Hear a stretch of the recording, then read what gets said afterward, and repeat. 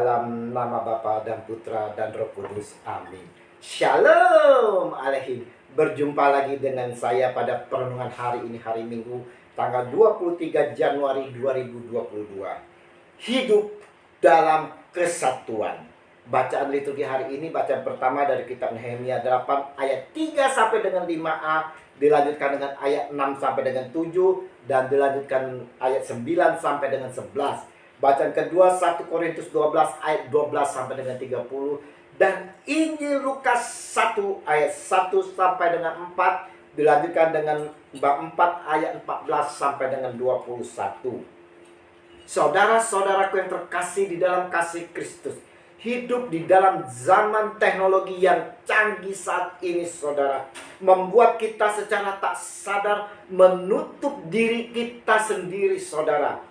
Kita membuat gap atau mengkotak-kotakan di dalam kehidupan kita. Hidup kita menjadi sangat individualistis, mengeksklusifkan diri kita dan menganggap remeh yang lain. Kenapa? Kita merasa diri lebih dari yang lain, saudara. Maka tak heran di antara kita terjadi perselisihan, perpecahan. Begitu juga hidup menggereja, saudara. Sering kita melihat terjadinya pengkotak-kotakan. Kita mengeksklusifkan diri kita. Maka kita sangat jauh antar jemaat, saudara.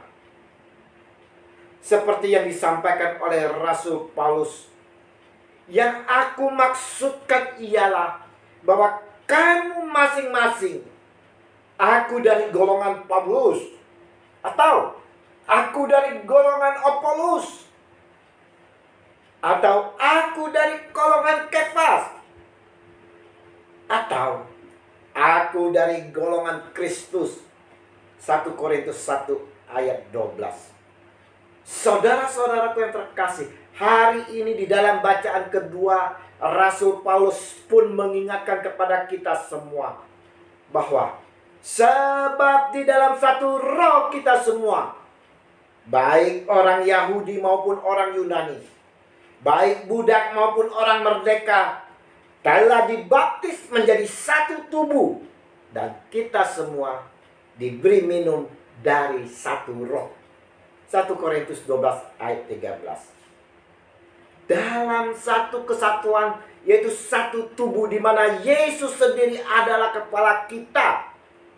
Kita harus saling bekerja sama. Janganlah kita saling menjauhi, tidak ingin mengetahui akan kesulitan orang lain. Janganlah kita menjadi orang yang menutup mata. Jika ada saudara kita yang sakit, yang membutuhkan, kita biarkan. Paulus mengatakan dengan jelas, kenapa ini? Karena tubuh juga tidak terdiri satu anggota, tetapi atas banyak anggota. Andaikan kaki berkata, karena aku bukan tangan, aku tidak termasuk tubuh. Jadi benarkah ia tidak termasuk tubuh? Dan andaikan telinga berkata, karena aku bukan mata, aku tidak termasuk tubuh. Jadi benarkah ia tidak termasuk tubuh? Andaikan tubuh seluruhnya adalah mata, di manakah pendengaran? Andaikan seluruhnya adalah telinga, di manakah penciuman? 1 Korintus 12 ayat 14 sampai dengan 17. Saudara-saudaraku yang terkasih, hidup dalam persekutuan dan kesatuan akan terciptanya suasana damai sejahtera. Hidup akan menjadi tentram dan aman, saudara. Tidak tertekan, terhindar dari pelisihan dan perpecahan. Dalam renungan hari Minggu ini, saudara-saudara yang terkasih, kita semua diajak untuk dapat hidup di dalam persatuan dan kesatuan kasih di dalam kasih Yesus. Hidup saling mengasihi, saling membantu, saling memperhatikan, saling memberi. selalu tergerak oleh belas kasih untuk membantu saudara-saudara kita yang sedang membutuhkan. Janganlah saudara-saudaraku yang terkasih, kita hidup ini membuat gap, pengkotak-kotakan, yang mana dapat mengkikis persatuan kesatuan kita di dalam satu tubuh Kristus, saudara. Tapi saudara-saudaraku, jalinlah kesatuan dan persatuan dengan mesra. Ingat, Tuhan menciptakan manusia sebagai makhluk sosial. Artinya kita tidak bisa hidup sendiri tanpa orang lain, saudaraku. Dalam hal apapun, kita selalu memerlukan orang lain. Karena itu saudara-saudara, kita harus belajar menerima keberadaan orang lain dan dengan jujur mengakui bahwa sehebat apapun kita tetap membutuhkan orang lain dan bekerja sama dengan orang lain. Tak selayaknya kita memandang rendah atau meremehkan orang lain. Mari saudara-saudaraku yang terkasih, kita jauhkan keakuan, keegoan kita. Kita mau menjalin persatuan, kesatuan di antara kita.